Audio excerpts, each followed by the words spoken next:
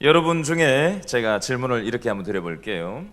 여러분 중에 다른 사람한테 속거나 배신을 당해 보신 분 계신가요? 자, 옆 사람한테 한번 물어보세요. 옆 사람 보고 얘기해 보세요. 물어보세요. 저 따라서. 속아본 적 있으세요? 배신 당해 본 적 있으세요? 물어보시라니까요. 바로 옆에 사람이 없으신 분은 자기 자신의 삶을 한번 가만히 돌아보시면서 내가 언제 배신당한 적이 있었고 속아본 적이 있었나 한번 생각해 보시기 바랍니다. 또 하나, 광야와 같은 이 세상을 살아가다 보면 때로 우리를 두렵게 만드는 부분들이 있습니다. 여러분, 이런 나를 속거나 배신하는 세상 사람들, 또 나를 두렵게 하는 삶의 상황들을 맞닥뜨렸을 때 여러분들은 어떻게 반응하면서 살아가시는 분들이십니까? 오늘 본문에도 배신감과 두려움을 경험한 사람들의 이야기가 나오는데요. 누가 어떤 배신감과 두려움을 당했는지, 그리고 이때 어떻게 했는지를 살펴보면서 이 관점을 가지고 오늘 말씀을 나누려고 합니다. 오늘 본문에는 배신감과 두려움을 경험한 사람들이 한 부류만 나오는 게 아니라 두 부류가 나옵니다. 근데 똑같은 배신감과 똑같은 두려움을 경험했는데 첫 번째 부류의 사람들의 반응과 두 번째 부류의 사람들의 반응이 달라요. 마치 신앙이 없는 사람들이 배신감과 두려움을 만났을 때 하는 반응과 신앙이 있는 사람들이 배신감과 두려움을 만났을 때 어찌 태도를 취해야 되는지를 말해주는 것과 같은 이치처럼 저는 말씀을 묵상하면서 정리를 해보게 됐습니다. 먼저 1절부터 5절 말씀에는 첫 번째로 배신감과 두려움을 경험한 사람들의 이야기가 나오는데요. 자, 오늘 본문을 여러분 좀 확 들어오게 하기 위해서는 여러분 제가 하라는 대로 해야 여러분 오늘 본문이 확 들어옵니다. 첫 번째, 배신의 내용이 어디 나오냐면요, 1절부터 5절까지는 이렇게 묶어 놓으세요. 볼펜이 있으시면 1에서 5절까지 쭉 묶어 놓으시고 6절에서 14절까지를 쭉 묶어 놓으세요. 그래야 문단 나누기를 해야 본문이 확 들어옵니다. 1절부터 5절에 나오는 배신감과 두려움을 경험한 사람들, 첫 번째 부류의 사람들은요, 요즘으로 치면 믿음 없는 사람들의 반응인데요. 자, 1절과 4절에 배신당한 그 배신의 내용이 나옵니다. 자, 1절 제가 밑줄 칠하는 데만 일단 쳐놓으세요. 셋째 줄에 보니까 기브온 주민이 이스라엘과 뭐하여? 화친하여 그 중에 있다 함을 듣고 밑줄 그어놓으세요.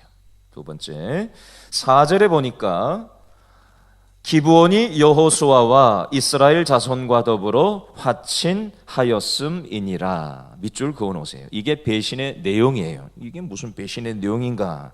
좀 이따가 제가 조금 더 구체적으로 설명을 드릴게요. 일단 밑줄만 그어놓으세요. 두 번째, 두려움의 내용이 나오는데 그 두려움의 내용이 2절에 나와요. 크게 뭐 하였으니? 두려워의 동그라미를 해놓으세요. 두려워. 자, 1절부터 5절에 나오는 그럼 이 사람들은 도대체 누구냐? 이 설명을 좀 드려야 될 거 아니에요, 그죠? 자, 이 설명을 지도를 보면서 좀 설명을 드리겠습니다. 그래야 여러분들이 좀 이해가 빠를 것 같아요. 자, 지도 뒤에서 보이세요? 보이면 보인다, 안 보이면 안 보인다 얘기를 좀 해주실래요? 보여요? 제일 뒤에도? 네, 됐습니다. 자, 이게 좀 짧아서 안 가르쳐질 것 같은데, 자, 오른쪽 제일 끝에 보니까 뭐라고 써 있어요? 글자가?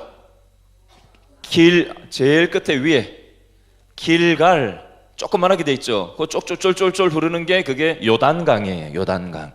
여호수아서 1장부터 여호수아 5장까지가 요단강을 건너와서 길갈에서 12기념비를 세우는 데까지가 여호수아 1장부터 5장까지의 내용을 우리는 살펴봤던 겁니다.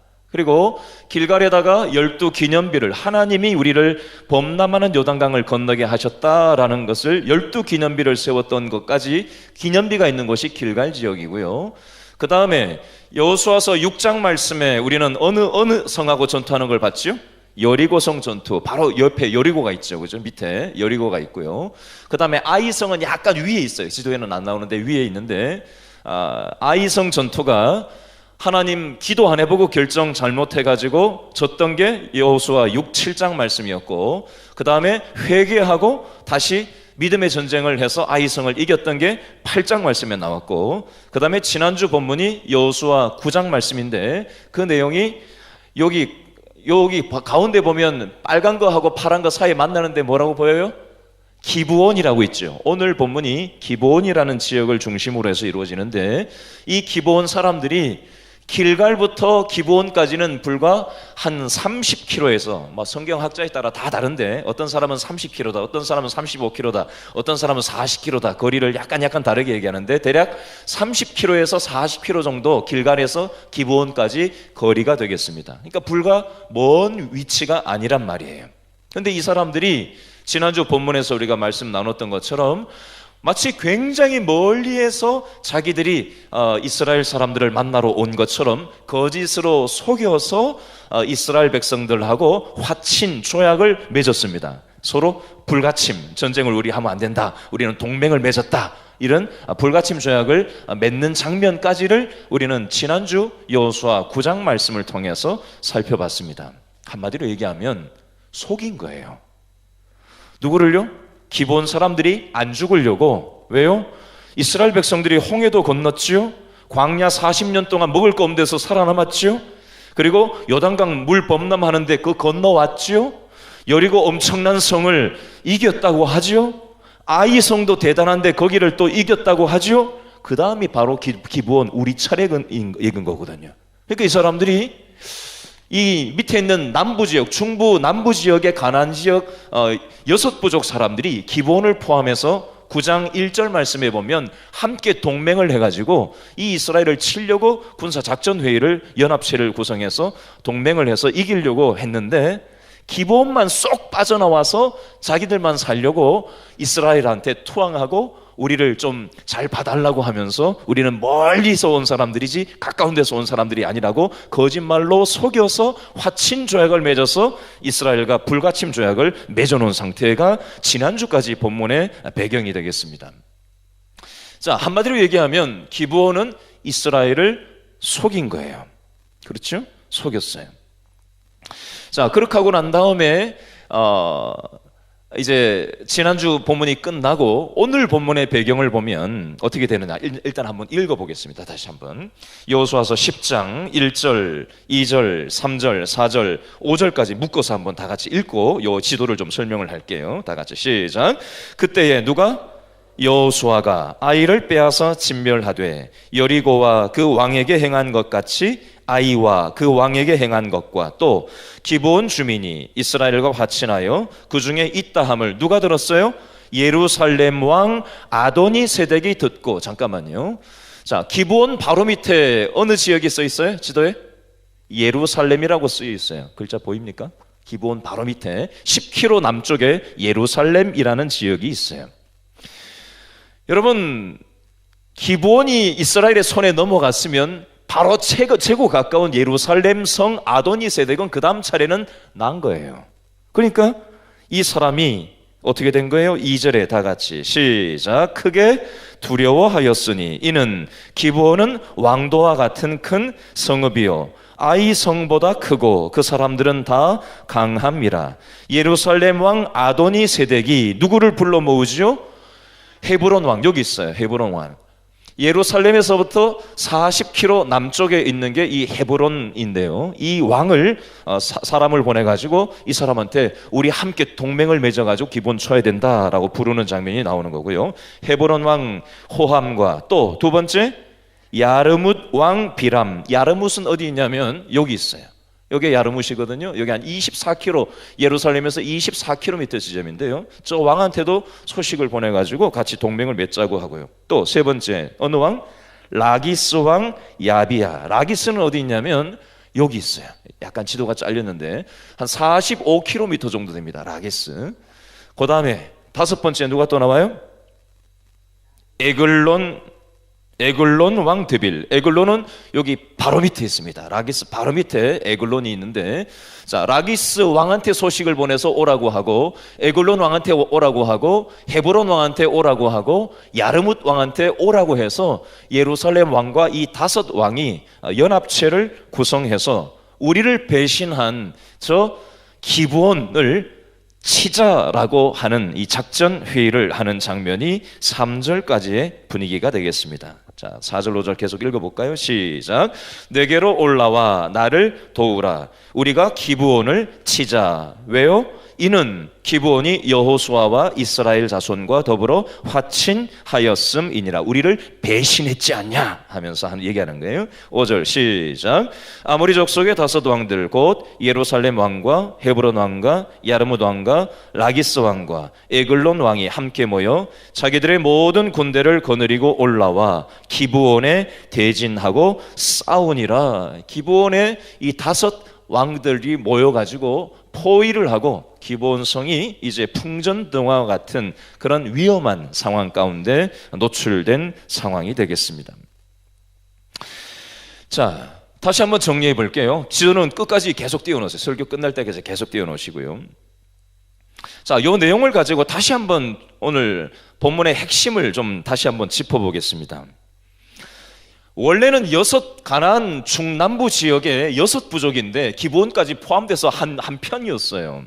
근데 기브온이 이스라엘하고 전쟁하려고 작전회의를 다 해놓고 자기들만 쏙 빠져가지고 먼데 사는 부족처럼 해서 지난주 본문인 여호수아 9장 말씀에 이스라엘 여호수아를 찾아가서 투항을 하고 우리 나를 잘 봐달라고 해서 화친조약을 맺고 이제 기브온이 이스라엘과 한편이 된 그런 상황이란 말이에요.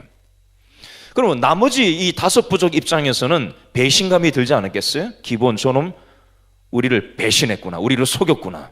또 이 바로 밑에 있는 기브온 바로 밑에 있는 최고 가까운 예루살렘 왕의 입장에서는 그 다음 차례가 바로 난데 두려운 마음이 드는 거예요. 야, 저 기브온도 만만치 않은 성읍이 4개거든요. 9장 17절 말씀에 보면 기브온은 기브온만 있는 게 아니라 그비라, 부에롯, 기럇 야림 이 4가지 성이 함께 있는 왕도와 같은 성인데 저 성도 저렇게 투항할 정도면 예루살렘이 그 중에 제일 셌어요. 6 부조 중에.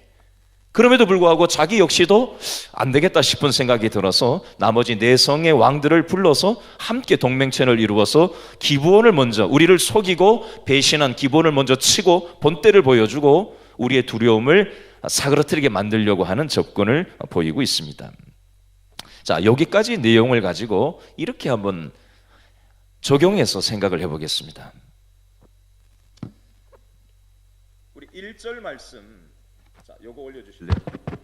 1절 말씀에 보면요, 또 하나 중요한 포인트가 있습니다. 10장 1절 말씀에 보니까 그때에 누가? 여호수아가 동그라미 해놓으세요. 그때에 여호수아가 무엇을 빼앗아 진멸했다고요? 아이성을 빼앗아 진멸했다 라고 되어져 있어요. 이게 중요한데요. 여러분, 신앙생활 안 하는 사람들은 뭘 보죠?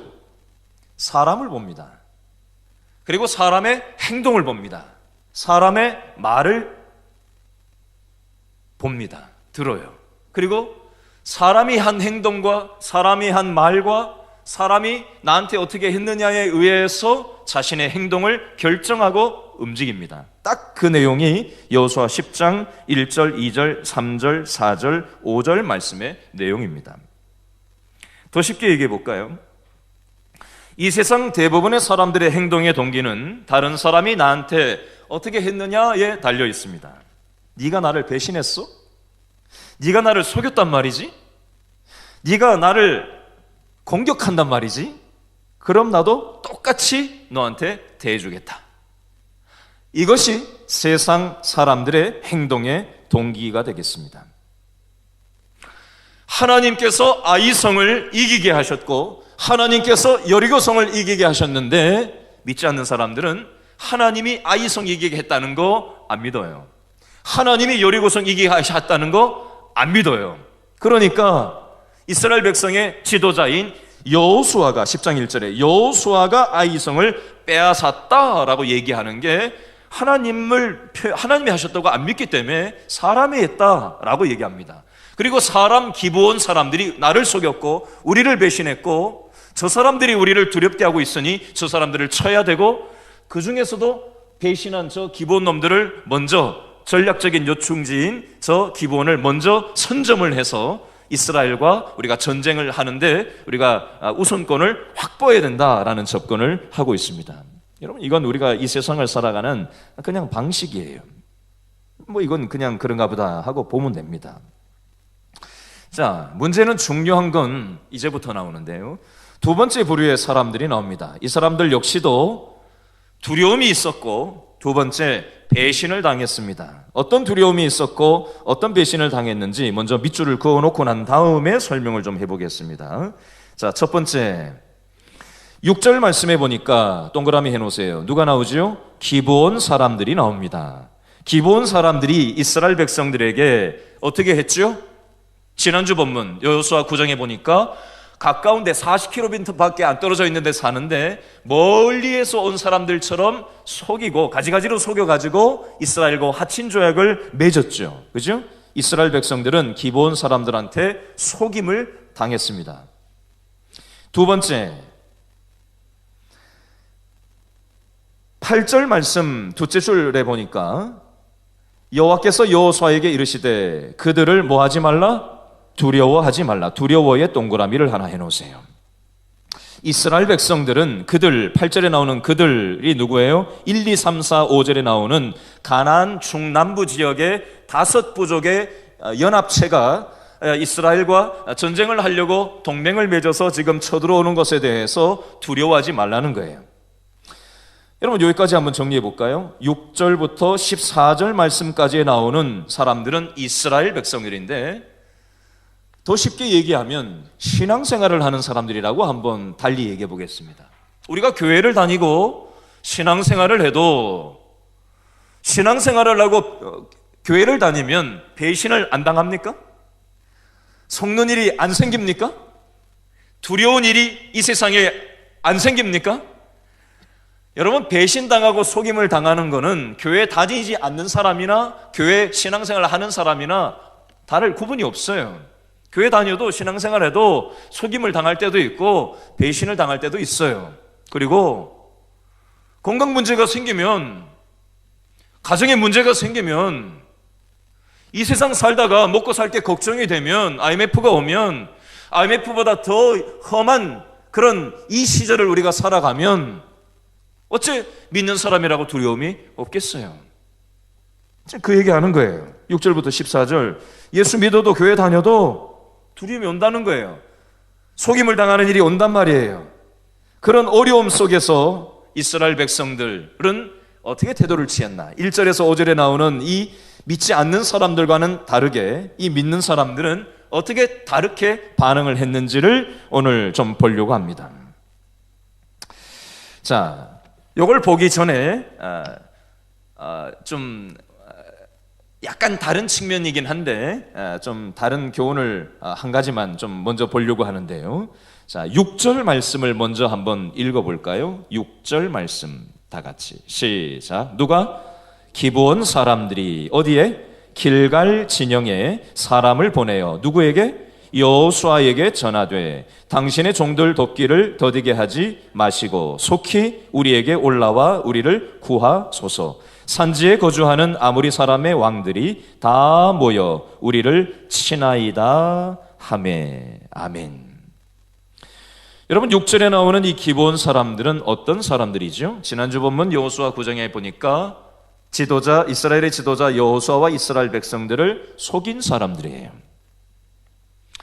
여러분, 누군가 나를 속이면 여러분 기분이 어떠세요? 좋습니까? 관심 없어요? 예? 아파요? 힘들죠? 쓰라리죠? 배기 싫죠?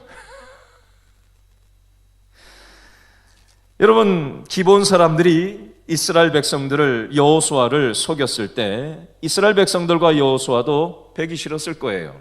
지금 사람을 보내가지고 자기들 지금 전쟁 나머지 5부족이 기본까지 와가지고 전쟁하겠다고 포위를 했다라는 소식을 40km 떨어져 있는 베이스 캠프인 길갈로 보내왔을 때 여호수아와 이스라엘 백성들이 우리를 속인 저놈들 꼴보기 싫어서 당하게 내버려둬도 별 하자가 없었을 수도 있어요.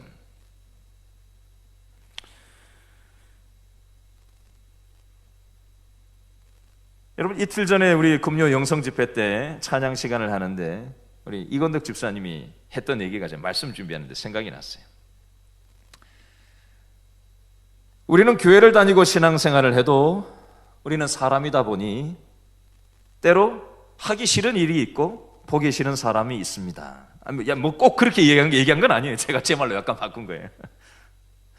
우리가 신앙생활을 하다 보면 머리로는 이렇게 해야 되는 건 알지만 막상 그게 잘 안 될 때가 있습니다. 나를 속인 사람들, 아주 지긋지긋하게 나한테 대하는 그 사람들에 대해서 아주 그냥 꼴을 보기 싫을 때가 있습니다. 그럼에도 불구하고 우리 믿는 사람들의 행동의 근거는 그 사람들이 나한테 어떤 행동을 했냐 말았냐, 그 사람이 나를 속였냐 말았냐, 그 사람이 나한테 어떤 말을 했냐 말았냐에 의해서 우리 예수 믿는 사람들은 행동의 근거를 잡으면 안 된다라는 교훈을 여기서 우리는 살펴볼 수가 있습니다. 여러분, 지금 이스라엘 백성들이 어디에 있는 거죠? 어디에 있어요? 길갈에 있어요. 길갈은 어떤 곳이죠? 길갈에 여호수아 5장 말씀에 길갈에다가 12 무엇을 세웠어요? 돌 기념비를 세웠어요. 12 기념비는 뭐지요? 범람하는 요단강을 건너올 때 인력으로는, 사람의 힘으로는 요단강을 건널 수 없지만 하나님께서 요단강을 건너게 하셨음을 잊어버리지 않고 뭐 하기 위해서? 기억하기 위해서 이 가나안의 전투를 할 때마다 전쟁을 하고 다시 베이스 캠프인 길갈로 돌아와서 거기서 다시 휴식을 하고 전쟁 준비를 하고 예배를 드리면서 그 출정을 할 때마다 들어가며 나오며 계속해서 12 기념비를 보면서 지금까지 우리 이스라엘 백성들이 여기까지 온 것은 내 힘으로 온 것이 아니라 누구 힘으로 왔다? 하나님의 은혜로, 하나님의 힘으로 내가 여지껏 살아왔다라는 것을 기억하도록 하기 위해서 길갈에 12 기념비가 있는 이치처럼, 여러분, 오늘 우리가 예배 자리에 이렇게 앉아 있는 것은 내 발로 교회 다니는 것 같고 내 힘으로 인생의 가지가지 두려움을 뚫고 지금 내가 잘나서 여기까지 살아온 것 같지만 하나님의 은혜로 나만의 길갈로 하나님께서 인도하여 주셨길래 오늘 우리가 이 자리에 앉아 있다는 사실을 우리는 한시도 놓치지 않아야 되는 줄로 믿습니다. 만약에 우리가 이 마음을 놓쳐버리고 종교생활을 한다면 우리는 예수 믿지 않는 사람들이 행동했던 것하고 똑같이 행동하고 말하고 반응할 수밖에 없는 그저 그렇고 그런 존재로 전락할 뿐입니다. 아무리 교회 다녀도, 아무리 봉사를 많이 하더라도 우리도 사람인지라 싫은 건 싫은 거예요. 그죠? 감정이 있고 생각이 있고 사람마다 기준이라는 게 있단 말이에요. 근데 어떻게 나를 속이고 나한테 험하게 대하고 나한테 불편하게 계속 말도 안 되게 대하는 사람들에 대해서, 나를 두렵게 하는 그 상황에 대해서 항상 믿음으로 맞반응을 할 수 있겠어요? 내 스스로는 절대로 믿음으로 반응할 수 없습니다. 믿음으로 반응하고 싶지가 않아요. 그런 생각이 작동이 안 돼요. 그러면 어떻게 해야 믿음의 생각이 작동이 될 수 있냐? 길갈에서 12 기념비를 볼 때 이스라엘 백성들이 참 내가 받아들이기 어렵지만, 내가 그렇게 말하고 믿음으로 행동하고 싶지 않지만 나를 속인 사람들, 되기 싫은 사람에 대해서 하나님이 내 삶도 지옥 갈 존재인데 어둠으로 절망 속에 빠져있던 나의 인생을 하나님께서 예수 믿게 하시고 지금까지 은혜로 여기까지 인도해 주셨다면 나도 받은 바 이 은혜를 다른 사람이 나한테 어떻게 말하고 행동했느냐에 의해서 내가 행동을 결정할 것이 아니라, 그 사람을 보고 결정할 것이 아니라 하나님께서 나한테 주셨던 은혜에 의해서 내 마음과 생각이, 말이 결정되고 그것에 의해서 내 삶이 움직여져야 되겠다라는 생각을 우리가 도출해내는 것이 중요합니다. 여러분, 6절 말씀에 나오는 기브온 사람들은 이스라엘 백성들 여호수아를 속인 사람들이에요. 돕고 싶겠어요? 이 사람들을? 내치고 싶죠? 아무도 그렇게 한다고 뭘 할 사람이 없어요. 여러분, 우리가 교회 다니는 사람인데, 믿음 생활하는 사람인데, 세상 사람들이 한 대로 우리도 똑같이 교회 다니는 사람들이지만 똑같이 한다고 해서 세상 사람들은 다 그렇게 사니까 우리가 세상 사람들처럼 살아가고 말하는 게 별로 문제될 건 없어요. 그러나 우리는 은혜를 받은 사람들이기 때문에 우리의 행동과 생각의 판단 근거가 세상 사람들과 같이, 그 사람이 나한테 한 대로 내가 맞받아서 말하고 행동하고 대한다면 그건 예수 안 믿는 사람이죠.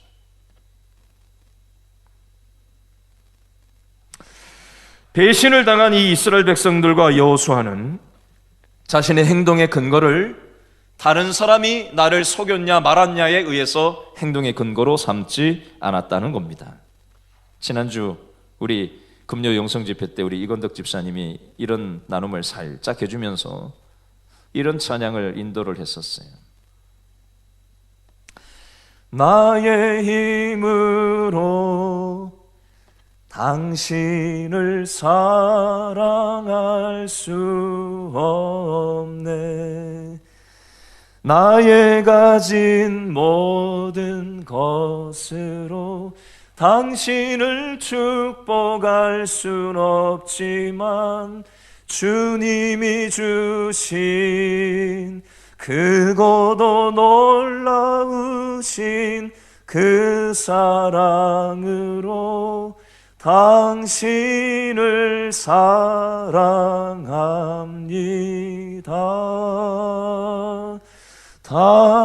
당신을 축복합니다. 여러분, 우리는 나의 힘으로 나를 속이고 배기 싫은 사람을 사랑할 수 있는 능력은 우리 인력으로는 안 생깁니다. 절대. 나의 가진 모든 것으로는 당신을 축복할 수는 없어요.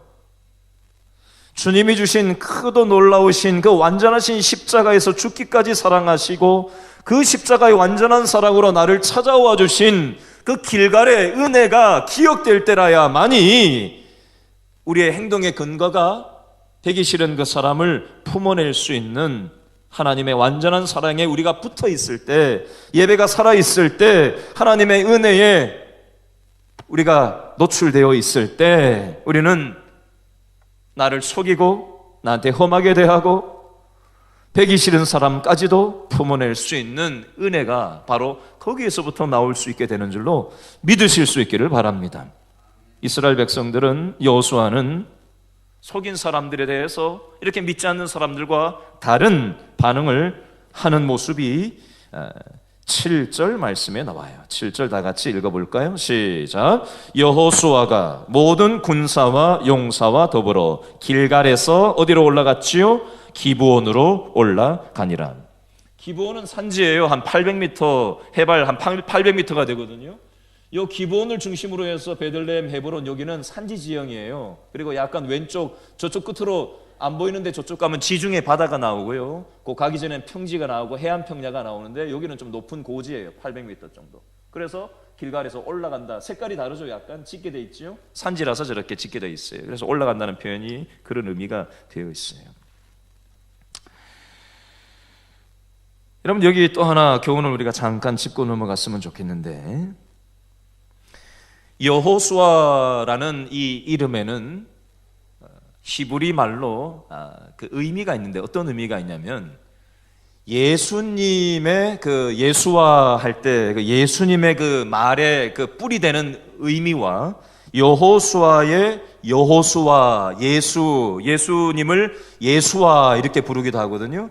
여호수아, 예수와 비슷하잖아요, 그죠? 근데 이게 히브리 어근으로 들어가면 이게 똑같은 말이라고 합니다. 여기에서 이렇게 적용해서 생각을 해볼 수가 있어요.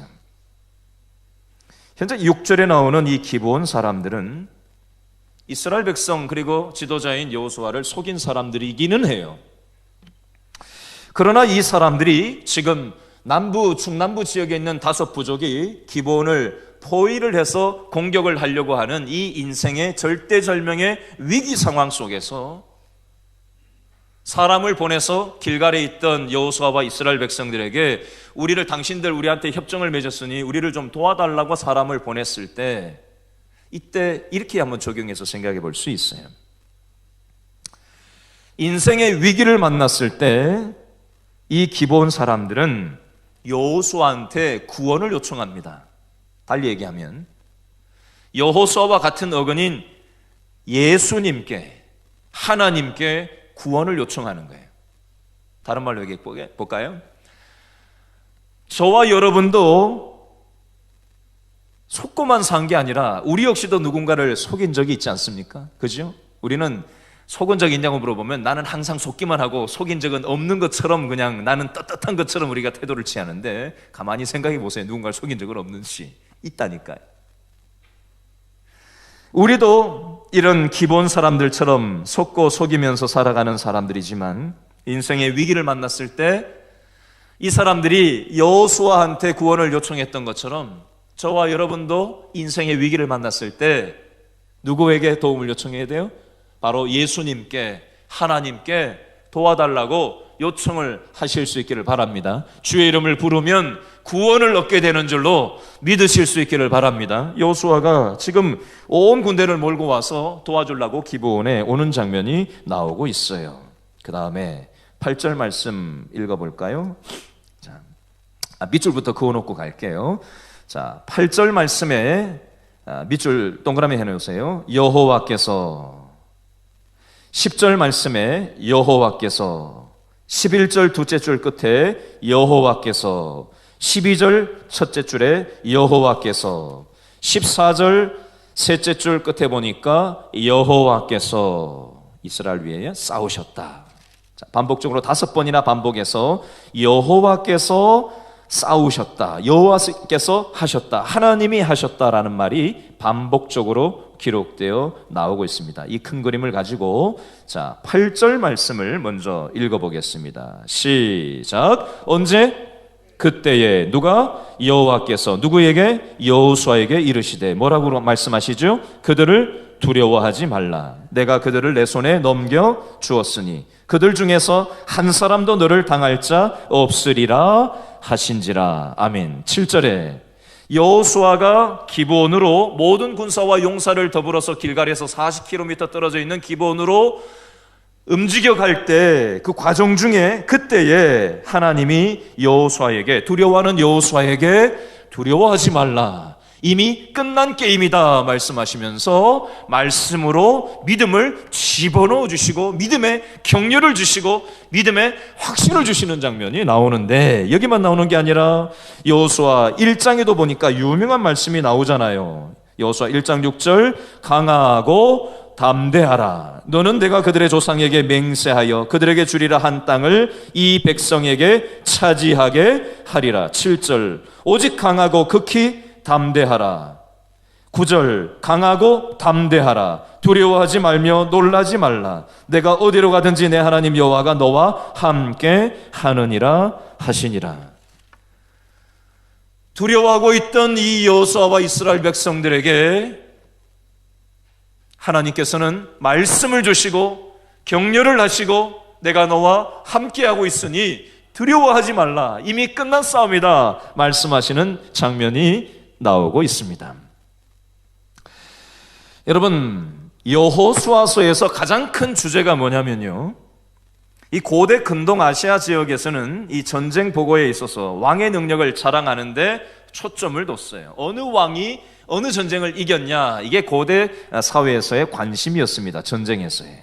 근데 여호수아서의 관심은요, 여호수아가 중심이 아니라 하나님이 어떤 행동을 하셨느냐가 중요합니다. 그래서 제가 밑줄 그으라고 한 거예요. 8절 여호와께서 싸우셨다, 10절에 여호와께서 싸우셨다, 11절에 둘째 줄 끝에 여호와께서 우박덩이를 내리셨다, 12절에 여호와께서 여호수아의 기도를 응답하셨다, 14절에 여호와께서 이스라엘을 위하여 싸우셨다.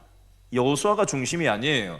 우리가 뭔가 했다, 한다, 할 수 있다, 이게 중심이 아니에요. 하나님이 두려워하는 우리 인생 가운데 함께 하신다라고 계속해서 다른 말로 반복해서 강조하고 있는 표현이 되겠습니다. 여러분, 7절의 여호수아는 나름 믿음으로 움직여가고 있었지만 마음속에는 두려움이 있었어요. 바로 8절 그때에 여호와께서 여호수아에게 두려워하지 말라고 격려하시고 위로하시고 믿음을 집어넣어 주시는 거예요. 여러분, 우리가 저와 여러분의 힘든 인생의 삶 가운데 하나님의 말씀 없이 우리의 두려운 삶의 상황 가운데로 우리가 걸어 들어가면 얼마나 불안하고 초조하고 걱정되고 힘겨워요.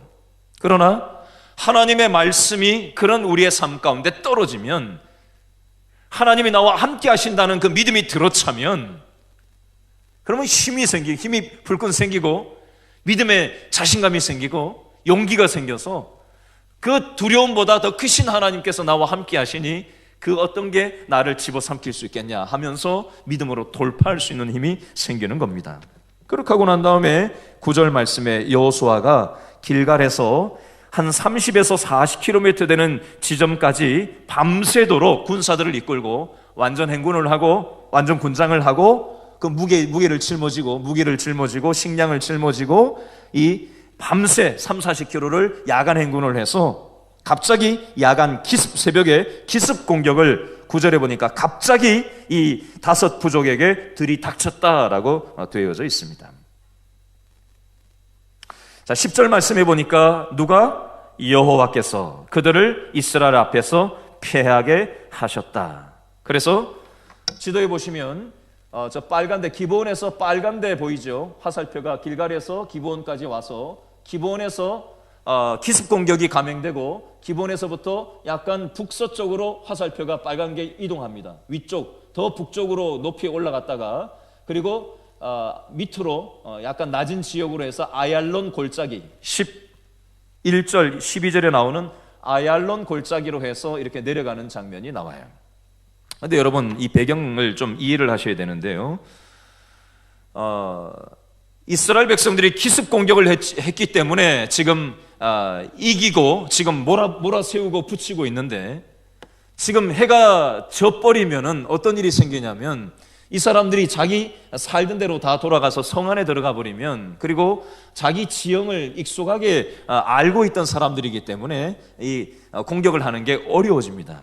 그래서 이 이스라엘 백성을 중심으로 한 여호수아가 12절 말씀에 보니까 하나님 앞에 기도하는 장면이 나와요. 태양아, 너는 기브온 위에 머물러라. 해가 지면 공격하기 어려워지니까. 달아, 너는 아얄론 골짜기에서 머물러라 라고 기도를, 아주 절박한 기도를 하는 내용이 여기 이렇게 나와 있는 겁니다. 여러분, 이 부분을 어떤 사람은 이게 시적인 표현이다, 어떤 사람은 신화다, 있을 수 없는 일이다 얘기하는 사람도 있고요. 이런 학자에 따라서 이러쿵저러쿵 얘기하는 그 내용이 참 다양하게 많이 있어요. 여러분, 그러나 성경을 어떤 세상적인 상식의 관점, 과학의 관점, 어떤 문학적인 관점, 이런 관점으로 바라봐 버리면요, 성경을 믿을 게 아무것도 없어요. 성경의 모든 기적들을요, 이런 세상의 잣대를 가지고 들이대면 성경은 도대체가 믿을 게 아무것도 없습니다. 터툴리안이라는 사람은 이렇게 얘기했어요. 옛날 철학자가. 나는 불합리하기 때문에 믿는다라고 얘기했습니다. 여러분, 하나님을 우리의 상식 수준으로 가지고 내려와 버리면요, 하나님이 더 이상 아니죠. 우리의 상식이나 과학이나 합리성이나 이 세상 가치 판단 기준에 하나님을 가지고 내려와서 우리 마음대로 난도질을 해버리면요, 우리는 신앙이 들어설 자리가 아무것도 없습니다. 여러분, 홍해 기적을 어떻게 과학적인 상식으로 설명하겠어요? 물이 포도주가 되는 것을 이 질량 보존의 법칙이 안 맞잖아요. 뭐 하나 맞는 게 아무것도 없어요. 여러분, 하나님께서 우리에게 베풀어 주신 큰 우박덩이를 지금 11절에 내렸다라는 이런 표현, 그리고 태양과 달이 멈췄다는 이 표현이 과학자들은 이렇게 저렇게 설명을 하기도 해요. 그러나 우리가 지금 이 시간에 그런 식으로 접근을 하기보다는 하나님께서는 우리의 상식과 과학과 우리의 합리성을, 물론 합리성을 통해서 일하실 때도 있지만 그 수준을 넘어서서 일해 오신 분이시고, 지금도 저와 여러분의 인생의 절박함 속에서 하나님을 찾고 의지하고 믿음으로 간구하며 절박하게 하나님 앞에 매달릴 때 하나님께서 우리의 삶의 문제를 해결해 주시고 함께 하시는 하나님이신 줄로 믿으실 수 있기를 바랍니다. 11절 말씀에도 보니까 끝에 우박 때문에 칼에 맞아 죽은 사람보다 우박에 죽은 자가 더 많았다는 표현이 나와요.